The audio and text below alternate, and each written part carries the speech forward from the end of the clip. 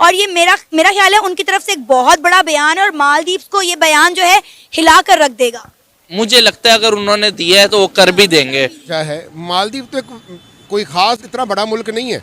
अगर हम बात करें अमेरिका की, अगर हम यूरोप की बात करें, अगर हम दुबई की बात करें, उनका झुकाव उसकी तरफ है, तो मालदीव की वहाँ पे क्या हैसियत है?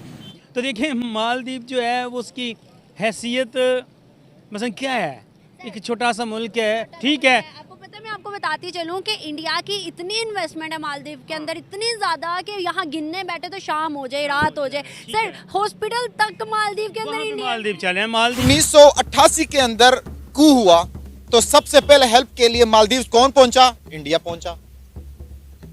इसी तरह 2004 के अंदर सुनामी में मालदीव तबाह हो चुका था, बर्बाद हो चुका था, सबसे पहले कौन पहुंचा? इंडिया पहुंच गया।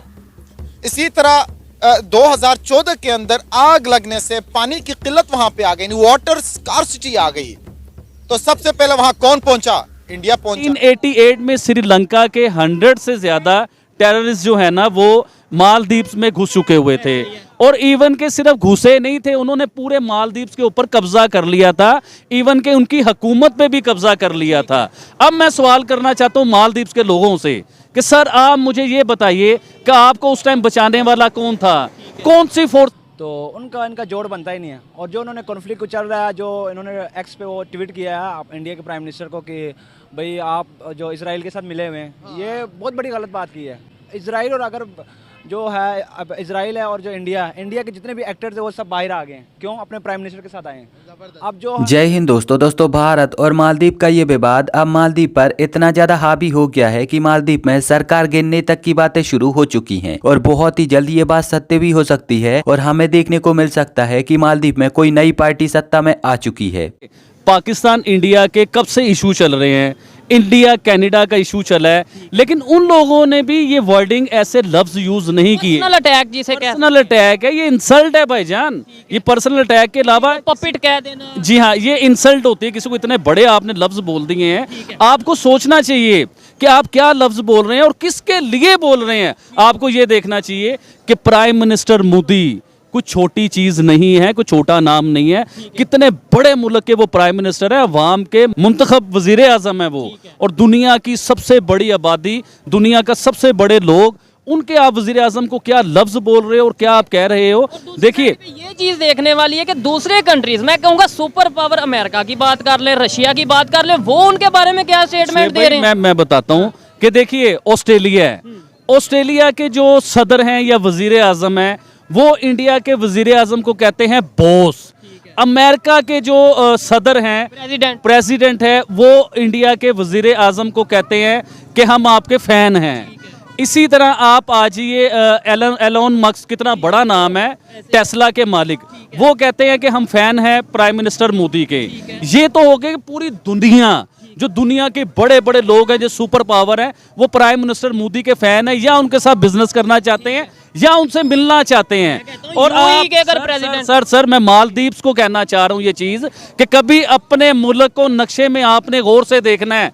इंडिया के नक्शे के नीचे जैसे एक डॉट नुक्ता नहीं होता, नुक्ते की तरह एक मुल्क है, इतना सा मुल्क जिसे कहा जाता है, और आप किसके साथ क्या कर रहे हो पंजाब। दरअसल जब से मालदीव और भारत के बीच में ये विवाद शुरू हुआ है तो तब से ही मालदीव की जनता दो गुटों में बंट चुकी है, जिसमें पहले गुट की जनता तो वो है जो कि भारत सरकार और भारत के लोगों को गालियां दे रही है और भारत को गंदा बता रही है, जबकि दूसरे गुट की जनता वो है जो कि अपने ही देश की सरकार और अपने ही यहाँ के लोगों की आलोचना कर रहे हैं और उनको ये बता रहे हैं कि दुनिया में हमसे बड़ा एहसान फरामोश और हमसे बड़ा गद्दार देश कोई और नहीं होगा, क्योंकि भारत मालदीव के लिए बिल्कुल एक आपातकालीन नंबर के जैसा है कि जिसे जब भी डायल करो वो आपकी मदद के लिए उपलब्ध हो जाता है। मालदीव में जो दूसरे गुट के लोग हैं उनका यहाँ पर कहना है कि भारत वह देश है जो कि हमेशा मालदीव की मदद करने के लिए सबसे आगे खड़ा होता है। भारत वह देश है जो कि हमेशा मालदीव को सुरक्षा प्रदान करता है। भारत वह देश है जो कि हमेशा मालदीव को खाद्य सामग्री उपलब्ध कराता है। भारत ही वो देश है जो कि हमेशा मालदीव को मेडिसिन की सारी सुविधाएं उपलब्ध कराता है। भारत ही वह देश है जिसने कोरोना काल में हमें बिल्कुल फ्री में कोरोना की सारी वैक्सीन के डोज उपलब्ध कराए थे, और भारत ही वह देश है जो कि मालदीव को बार बार अरबों डॉलर की एड देता है। इतना ही नहीं, भारत ही वह देश है जो कि आज भी मालदीव की अर्थव्यवस्था में सबसे बड़ा रोल निभाता है। इतना ही नहीं, आगे उन मालदीव के लोगों का यहाँ पर यह भी कहना है कि आज भी हमारे देश में भारतीय सेना के जितने भी सैनिक मौजूद हैं तो वो खुद ब खुद मालदीव नहीं आए थे, बल्कि हमने खुद ने उनको बुलाया था हमारे देश के सैनिकों को ट्रेनिंग देने के लिए। और अब आज के समय हम एक ऐसे देश को गालियां दे रहे हैं, एक ऐसे देश की इंसल्ट कर रहे हैं जो कि हमारे देश के लिए हमेशा मदद के लिए उपलब्ध रहता है और हमारे देश की हर छोटी बड़ी मदद करता है। तो ऐसे में पूरी दुनिया में हमसे बड़ा एहसान फरामोश और गद्दार देश कोई और नहीं होगा। मालदीव में अब ऐसे लोगों की संख्या लगातार तेजी से बढ़ रही है जो कि अपने ही देश के लोगों को सत्य का ज्ञान करा रहे हैं और उनकी आलोचना कर रहे हैं। इतना ही नहीं, मालदीव की कई विपक्षी पार्टियों के नेता भी अपने देश की सरकार के फैसलों की आलोचना कर रहे हैं और उनको पूर्णतः गलत बता रहे हैं। मालदीव में अब धीरे धीरे हालत इतनी ज्यादा खराब होने लगी है कि लोगों ने अपनी सरकार के विरुद्ध खड़ा होना शुरू कर दिया है, क्योंकि उनको यहाँ पर यह पता चल गया है कि हमारी सरकार ने एक बहुत ही बड़ा कांड कर दिया है और इस कांड की वजह से हमारा सारा जीवन अस्त व्यस्त हो जाएगा। मालदीव के लोग अब ये भी समझ चुके हैं कि क्योंकि हमारे देश की सरकार चाइना की भक्त है तो अब ये भारत से बुराई करके चाइना के चरणों में जाकर गिरेंगे और उनसे मदद की गुहार लगाएंगे। लेकिन चाइना वो देश है जो कि हमेशा फायदा उठाना जानता है और चाइना में मालदीव के लोगों को ना तो इज्जत दी जाती है और ना ही सहयोग दिया जाता है। मालदीव के लोग खुद ये जान चुके हैं कि चाइना मालदीव को अपनी लातों के नीचे रखता है और जब मालदीव से सारे काम निकल जाएंगे तो वही लात मार के मालदीव को अलग कर देगा। चल रहा है जो